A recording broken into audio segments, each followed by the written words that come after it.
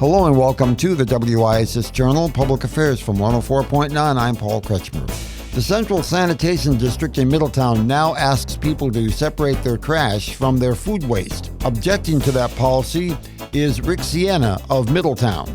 He was recently heard at a Middletown Common Council community hearing. I've been coming here the last few months now, and you've been seeing me nonstop, and I feel like I'm talking to nobody because we get no feedback. And I leave here every time, and I think many others that have been talking to many other people, when they leave here, they feel like nobody cares. Like you don't really want us to be here. You just can't wait till we leave here. Last time I came here, the mayor was sitting there on his phone texting or reading messages, not very concerned about what I had to say. And when I found out that there was a previous effort by the council to reduce the 10-minute to a 5-minute window for the special meetings that we can come in and talk, this room is filled with people that have something to say. There was an attempt to bring it down to 5 minutes. And that just, if anybody ever thought there was in your mind that possibly that there's no concern for what we say, I think to me that was a strong message. That they don't want to hear what we have to say. They want to get limited to 5, and if they could do 2, you go to the state capitol, you get 3 minutes. It's really sad. But I'll take advantage of my time tonight, and others want to speak, so I'll go move as fast as I can. I am here to talk about the ongoing issues with the concerns we have with this trash program. And you've heard my statements again and again. We held a meeting last week amongst ourselves, the folks, and I publicly stated at the last meeting that we're going to do that. And then when I went into the meeting, I turned around and somebody walked in and they kindly brought coffee mugs with the logo for the trash program into our meeting. I thought that was kind of a distasteful. It was nice, but yet it was just in the wrong timing and the wrong place to do that. We weren't really interested in the logo and the promotion of your program, and when we're discussing a strategy and trying to organize the lies that we've been told so we can go and better attempt to approach them. I have a bag of mugs. I'll leave them here tonight. You can have them back.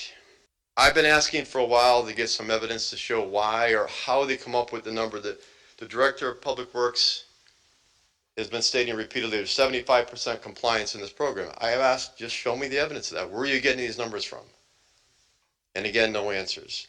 I can't seem to get any response at all from the Public Works Director or his assistant there, Kim O'Rourke.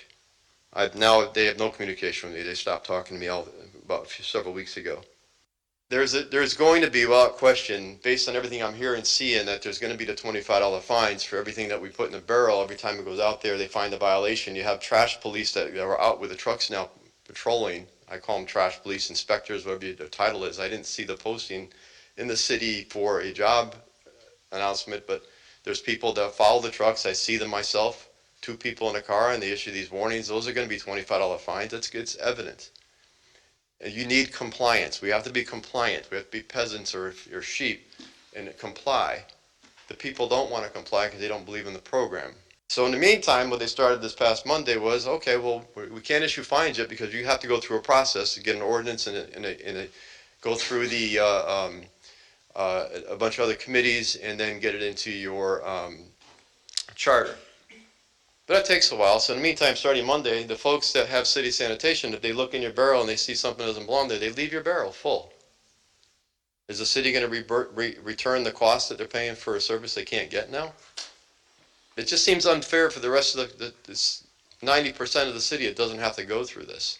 As you know, I opted out. I stopped in Insanity. I went and I have a private hauler.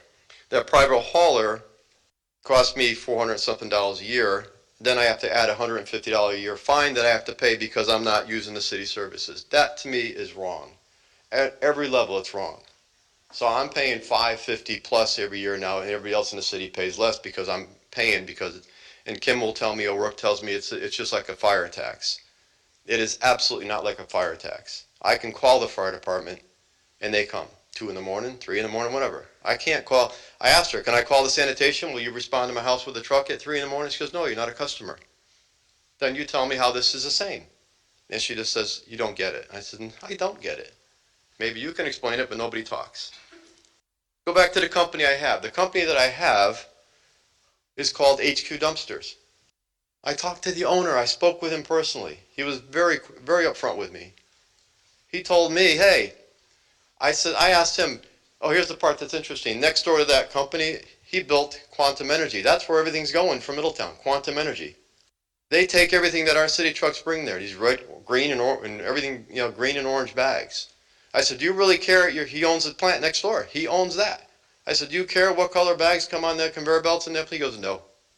He goes, I'm kind of in the middle of this because I'm making money, and it's kind of a conflict of interest. So I'll tell you that, but off the record. I said, really? He said, we don't care. Your truck's pulling from the city with green and orange bags. My trucks come in from HQ dumpster, the same street that maybe somebody else has in the white city trucks. It goes in the same place with a white bag in it. He says it doesn't even have to be in a bag. I don't care. So I'm being told that when they get there, that's the cost factor, that they have to separate it. They don't know what's in what. There's lies going around. Somebody's lying, and I cannot figure this out, but it's going to be figured out. I've been meeting with some pretty high people, and we're going to do some pretty interesting things. I said this at this meeting before. Somebody should start getting nervous because it's going to unravel. I'm following the money. It's going to happen. All right? So we'll go from there. So that just makes no sense. If they think about the company that's there, and they're telling me it differently than what the city's saying, and they're the ones that are receiving the goods. I submitted several Freedom of Information requests to the city, Public Works, and now I'm not getting any responses. Today I filed my complaint to the state for a hearing. It's sad that I have to do that. I'm asking very simple things, and I can't get answers. They refuse to give me the information, so that went in today. And I'll point out a couple quick things, and I got to give the floor to somebody else. There's an article in the Greenwich Times. Each one of you got this. It was emailed to each one of you months ago, and nobody cares. It says right in there, this is Waste Zero. Waste Zero, you need to look into this company. Why are we paying these people money? They don't need to be here. Waste Zero, this is the quote from the Greenwich Times. Waste Zero, this talks about the town of Greenwich who dropped this program after they got scammed. Waste Zero admits bag purchases would be vastly higher, 2.5 million of their single-use plastic bags annually. Bag revenues to the town would total 3.7 million, but that doesn't include this Waste Zero's 15.5% cut. They will pocket more than $670,000. This is just in Greenwich. $670,000 a year. In total, Greenwich residents and businesses would pay $4.3 million for bags, the same they would have paid if they went through this program was done in their taxes. How much does the city of Middletown make if Greenwich made that much money? And in the end, they lost. So at the end of the article, I'll put another quick quote. It says, it refers to so Greenwich, the select person there refers to the program as a scheme, and they got caught in it. But you folks have all this information. You chose to ignore it. Middletown Press. This is 2019. After Public Works Director Bill Russo and Deputy General Counsel Corey Wisniewski successfully negotiated to lower the cost of transporting Middletown's sanitation district waste to Lisbon Solid Waste Plant. I was told we knew nothing about Lisbon, that we didn't have any ownership to it. We were just told in a meeting last week that there is ownership of Middletown with the Lisbon plant. I'm just going to end with this. There's a lot more to be said about this program. I wish you folks take the initiative. I know the mayor doesn't care about Middletown going forward. This is a stepping stone. He's leaving. You guys live here. You're going to be here. And I hope you care about the city and listen to us, because we're not seeing that. Okay? Thank you. Thank you. That was public member Rick Sienna from Middletown, who lives in the Central Sanitation District. The city of Middletown operates the trash removal service in that part of the community in the center of the downtown. He spoke about the trash hauling method, which currently asks people to buy bags from the Department of Public Works in order to dispose of their food waste separated from their trash. For further information about this, call us at 860-346-1049. 860-346-1049. Or you can email us to office@wihsradio.org. That's office@wihsradio.org. We're always looking for ideas of the community to serve you with interviews. You can contact us at those contact points to pass along tips. The opinions expressed are those of the participants, not necessarily those of the staff or management of the station. I'm Paul Kretschmer for the WIHS Journal, Public Affairs from 104.9 WIHS.